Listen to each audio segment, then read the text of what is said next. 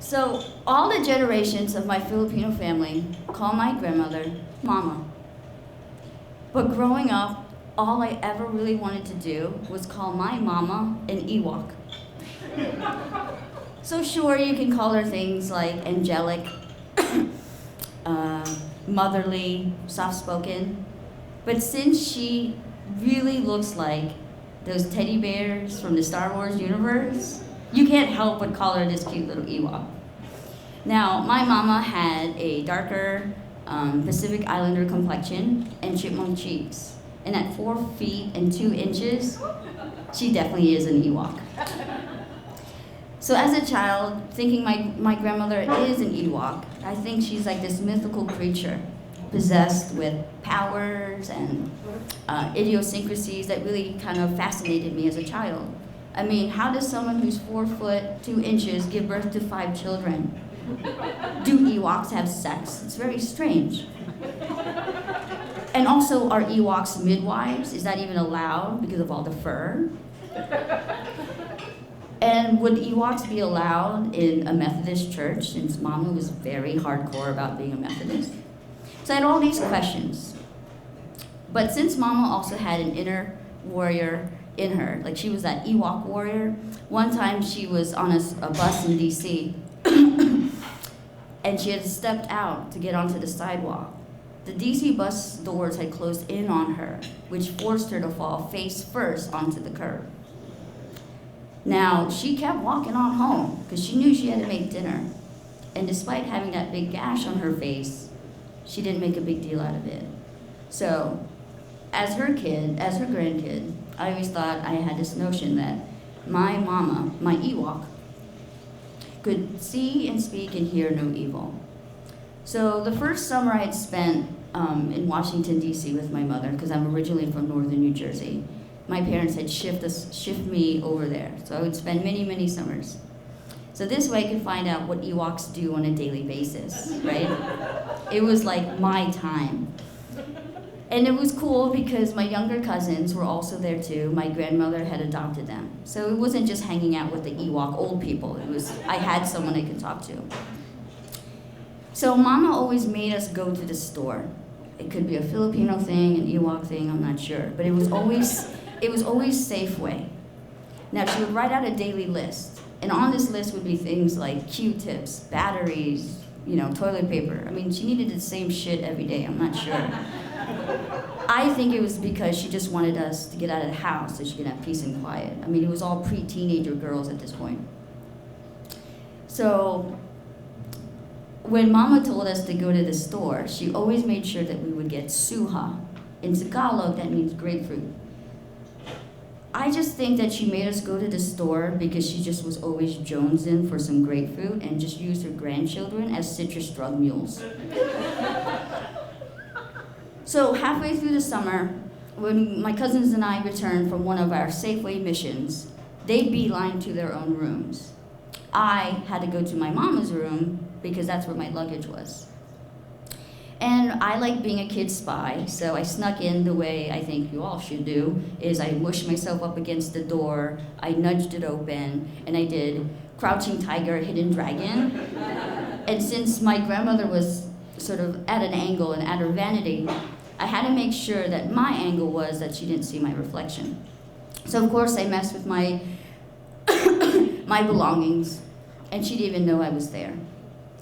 Mama was putting on her makeup.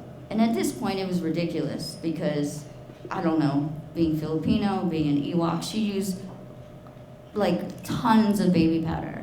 And when I mean tons, it was always clouds of it. And she would always say, I use it because I want to feel fresh. I want to feel fresh.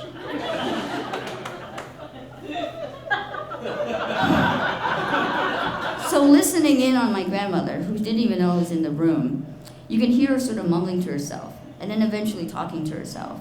And you can tell that she was getting angrier with each word. As a kid, I had put on my kid earmuffs. You don't really want to listen to the old Ewok people. So it was kind of like selective hearing. But because it got a little bit louder, and you can tell like, oh, she's really pissed, then I started to listen even more.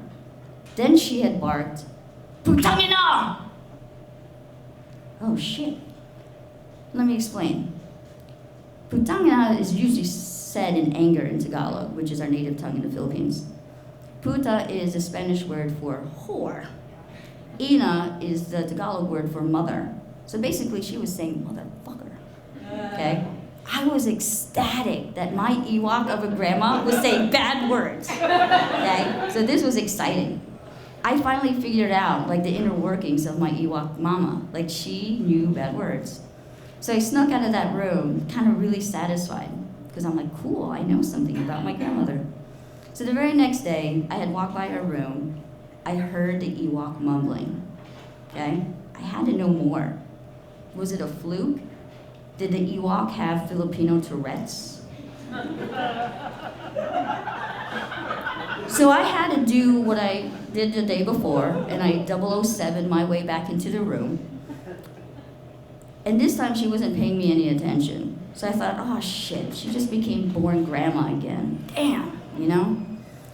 But something magical happened. It was as if the vulgarity gates opened up for me, because she yelled, Pucha, which means damn it.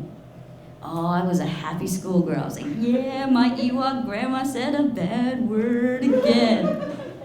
It was like finding out your school teacher like has a life outside of school, and they like dress up as furry animals. It's like strange and scary at the same time. So I was very excited. So she didn't notice I came in the room. I don't know, Ewoks are kind of like in their own thing. So the next couple of days, I didn't spy in on her. I had to do more important things like play with Barbies, so I did all that. But the week after, when I did happen upon her, she was in her room putting on her makeup. And you can tell she's really frustrated at this point. At this age, she was a little bit older, so she was starting to lose facial hair. She was so upset that she had pounded on the vanity mirror. She had used a blue eyeliner pencil instead of a brown one. My grandma looked like an upset and happy Ewok, okay? And I didn't want to laugh at her because you could kind of tell like she was feeling kind of vulnerable. But then she had to yell the word, buisit. Now in Tagalog, that means nuisance. Now you have to understand, my family doesn't know that I understand Filipino. It's like my secret thing. So I was in on all the language and all the gossip, and they won't know. I knew who got pregnant, I knew who had cancer, like I knew everything. I knew what we were having for dinner. So when she said buisit, I said, shit, am I a nuisance? Is she talking about me? The Ewok didn't know that I knew. So I slowly made my way out of the room with my head hung down in shame. But then the phone rang, and I didn't really pay attention, but until I heard my grandma say in half English and half Tagalog, I haven't had sex since March 19, 1978 at 8:30. What the fuck? This is not cool. I've never really recovered from the 1990s sex Ewok-cade. Because no one really should know this. No one should know this about their grandparents. I didn't want to have that image of them doing it or not doing it. I mean, it's bad enough for humans, and you gotta think about it as Ewoks. So when my brother had asked me, when I returned home that summer, how it was, I couldn't help but say, oh, it was fine, and shudder. But I will take Mama's secret with me, because there's nothing worse than eavesdropping on a sex-deprived Ewok and making that public.